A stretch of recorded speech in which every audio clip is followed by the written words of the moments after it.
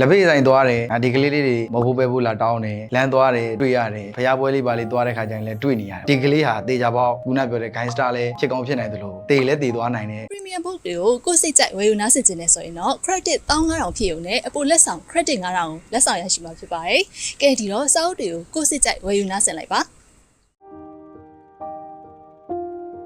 ဖြစ်နိုင်တာပေါ့ဖြစ်နိုင်တယ်ပေါ့ဆိုတော့ကျွန်တော်ကခုနပြောသလိုဇလန်းကိုဒီကလေးတွေအကြောင်းရေးချင်တာနဲ့ဒီကလေးတွေရဲ့ဘဝကိုပြချင်တာပါတယ်ပြီးရင်ကျွန်တော်ရဲ့ဝတ္ထုတွေမှာပြန်ကြည့်လိုက်လို့ရှိရင်အဆုံးသက်ရောက်ရင်ကျွန်တော်က entertainment နဲ့ဆုံးတာများတယ်ဝတ္ထုတိုင်းပဲ entertainment ပါတယ်ဒီဝတ္ထုကိုလည်းရှေ့တစ်ပိုင်းလုံးကျွန်တော်ထင်တယ်80%လောက်ထိကသူတို့ရဲ့ဘဝတွေကိုကျွန်တော်ပြတယ်နောက်ပိုင်းမှာကျွန်တော်ရဲ့ဝတ္ထုအတတ်ပညာနဲ့ကျွန်တော် entertainment ဘက်ကိုချိန်နေပေါ့နော်အဲဒီအတွက်ကြောင့်မလို့ဒီပိန်သေးကပြန်တွန်းလှန်တဲ့ဇက်ကောင်ဖြစ်သွားတာတကယ်လို့ပြန်မတွန်းလှန်ဘူးဆိုရင်အနေထားလည်းရှိမှာပေါ့နော်ဒါပေမဲ့ဒီထဲမှာကျွန်တော်ကသူ့ဇက်ကောင်အနေနဲ့ရွေးထုတ်ခဲ့တဲ့အတွက်မသေးခဲ့ဘူးပေါ့ Premium Book တွေကိုကိုယ်စိတ်ကြိုက်ဝယ်ယူနားဆင်ခြင်းနဲ့ဆိုရင်တော့ credit 15000ဖြစ်ုံနဲ့အပိုလက်ဆောင် credit 9000လက်ဆောင်ရရှိမှာဖြစ်ပါတယ်။ကဲဒီတော့စာအုပ်တွေကိုကိုယ်စိတ်ကြိုက်ဝယ်ယူနားဆင်လိုက်ပါ။